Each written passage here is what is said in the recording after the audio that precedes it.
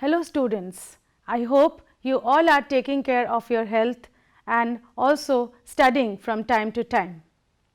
I welcome you all to this third video of the chapter Force and Pressure. We have discussed about different types of forces in the previous videos. We discussed about contact forces and non-contact forces. Muscular force and frictional force are examples of contact force, whereas gravitational force, electrostatic force and magnetic force are example of non-contact forces. In this video, we shall discuss about another concept, the concept of pressure. Children, have you thought what are the factors which measure the impact of force on an object? Does the magnitude of force alone determine its impact on the surface or on the object? Come, let us explore this. You all must be having a pencil. Mend the pencil at one end. Now, hold the pencil between your index fingers. Gently press the pencil with your fingers. Be careful, don't hurt yourselves. Why does it feel different at the two ends? Does it pain more on the sharpened side or on the flattened side? Why does the mended side tip push deeper into the skin than the other side? The force exerted by the fingers at each end is same, but why does it hurt more at the mended or the pointed end of the pencil? Why the impact of the force is felt higher at this end? What has changed at this end compared to the other end? Let us observe the area of the two ends of the pencil. We can see the area at the pointed end is much less than the area of the flattened end. So, this activity clearly shows us that the force which is acting at the pointed end is acting through a smaller area, whereas the force which is acting through the flattened end is acting through a larger area. Though the force exerted on both the ends was almost equal, but it was hurting more on the side where the pencil was pointed. This means that the impact of force is depending on the area through which the force is acting. This means the effect of a force on a surface is measured in terms of the area through which it is exerted. We call this as pressure. The pressure is higher at the end where the pencil is sharpened, whereas the pressure is less at the end where the pencil is flattened. Let us learn something more about pressure. Let us consider a surface of area A. Let a force F be acting perpendicular to the surface. Now, the pressure on the surface is obtained by dividing the force acting on it by the area of the surface. The force acting perpendicular is also called as the normal force. So, we use the term normal force. So, children, now can we define pressure? Yes, right.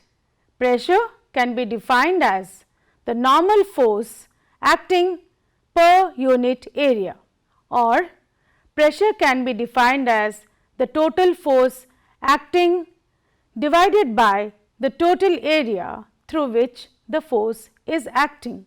Now, let us try to see what will be the unit of this quantity pressure. From the formula of pressure, we know that there must be a unit of force in the numerator and the unit of area in the denominator. The unit of force is Newton and the unit of area is meter square. Therefore, we get the unit of pressure as Newton per meter square. This Newton per meter square is also called as Pascal. Now, let us understand it qualitatively by another situation. Consider this situation. Let force F be acting on a surface area of A, a force 2F, that is the double of the initial force, acting on the same surface area A, and a force 3F, that is triple the initial force, acting on the same area A. Here area is same in all three cases. However, the normal force acting is different for different surfaces. Can you tell children, in which of these three cases the pressure will be higher? Yes, the pressure will be higher in the third case. Now let us consider another case and try to understand something more. We now consider the force F acting through three different areas.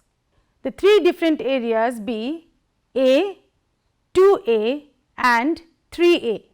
This also means that the same force is acting through three different areas. Now, can you tell in which case the pressure will be more? Here, the pressure exerted is highest on the surface which has the lowest area, and the pressure is lowest on the surface which has the largest area, because pressure is given by force divided by area. Now, what conclusion can we draw about pressure? On what factors does it depend?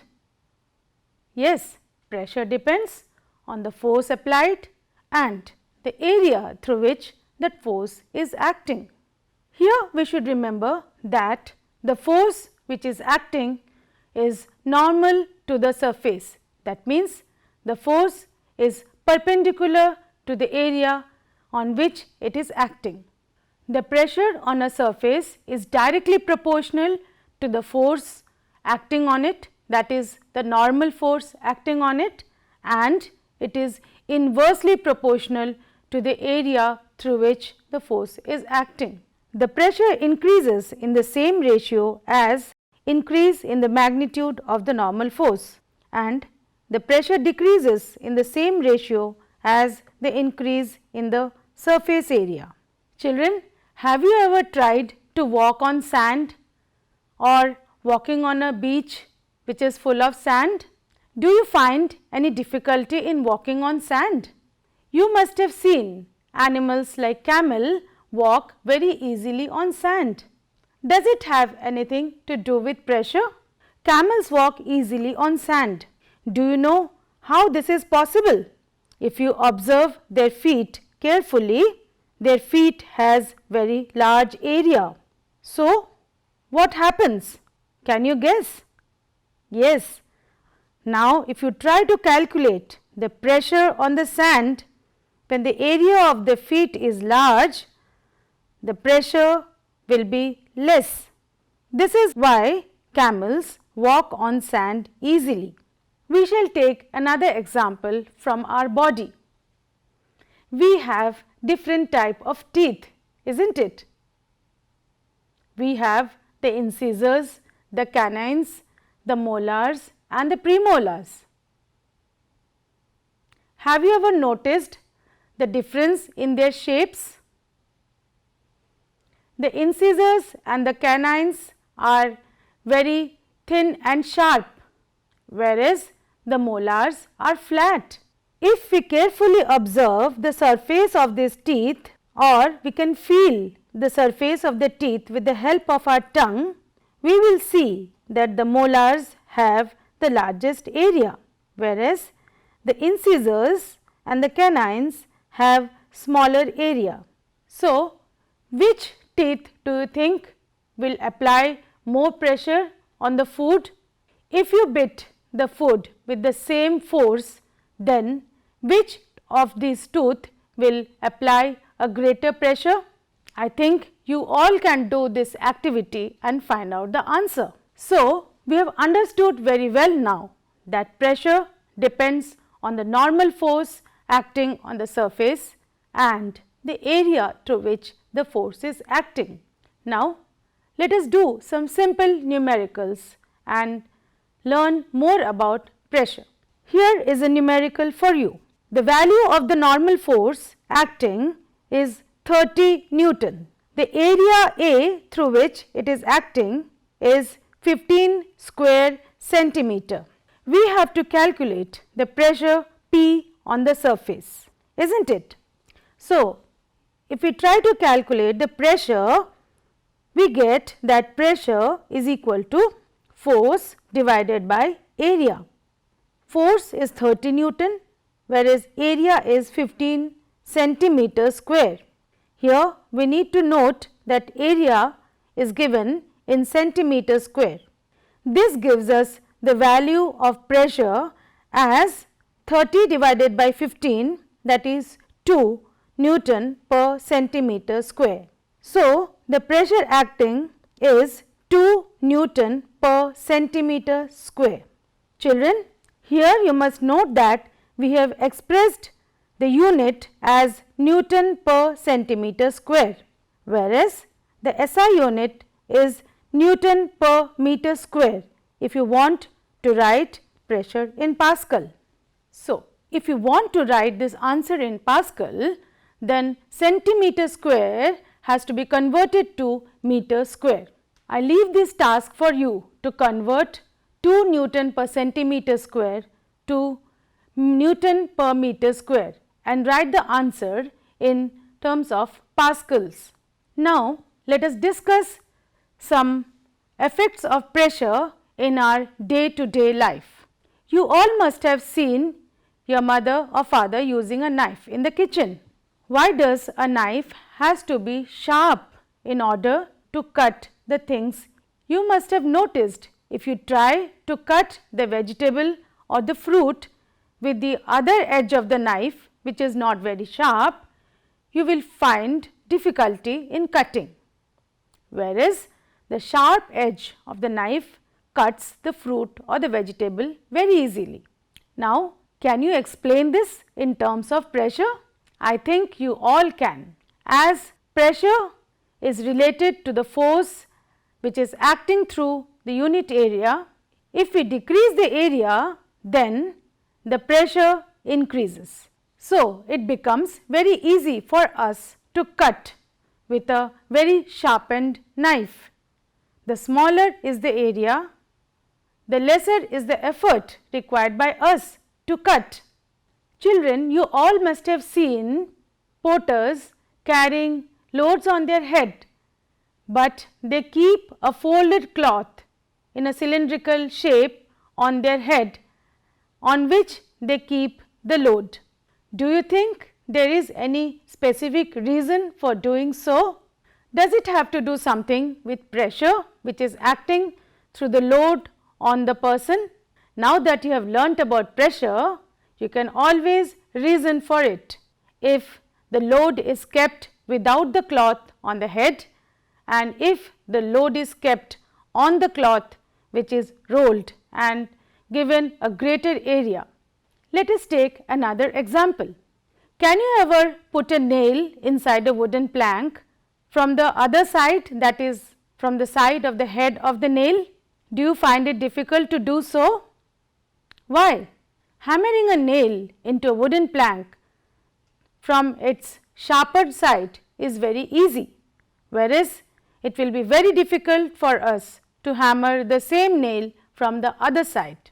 I am very sure that you will be able to explain these phenomena with the help of pressure. Most of the times we are advised not to wear high heel or pointed heel shoes, as they have some bad impact on our posture. Does this also have got something to do with pressure? Yes, when we wear pointed heel shoes, the shoes which are pointed at the ends will exert more pressure on the ground and hence more pressure on our body. That is why it is always advisable not to wear very high heel and pointed heel shoes. You also must have seen skiers using long flat skis to slide over the snow. Why do the skis have got such shape? Is it to increase the pressure or to decrease it? Can you think about it? There are many such situations where we try to increase or decrease pressure by increasing or decreasing the surface area. Can you think of more situations where we change the area to increase or decrease the pressure? Try to find out more examples and discuss with your friends. So, children, let us now summarize what we have learnt in today's video. We learned that the pressure on a surface is directly proportional to the magnitude of the normal force and is inversely proportional to the area through which the force is acting. The pressure on a surface is calculated by dividing the magnitude of normal force by area. Hence, pressure equals total normal force divided by the area of the surface. The SI unit of pressure is Newton per meter square, which is also called as Pascal. In our next video, we will learn more about pressure. Till then, you keep learning more and more from the different sources which are available to you. I thank you all for watching this video. Please take care of your health and keep learning. Thank you.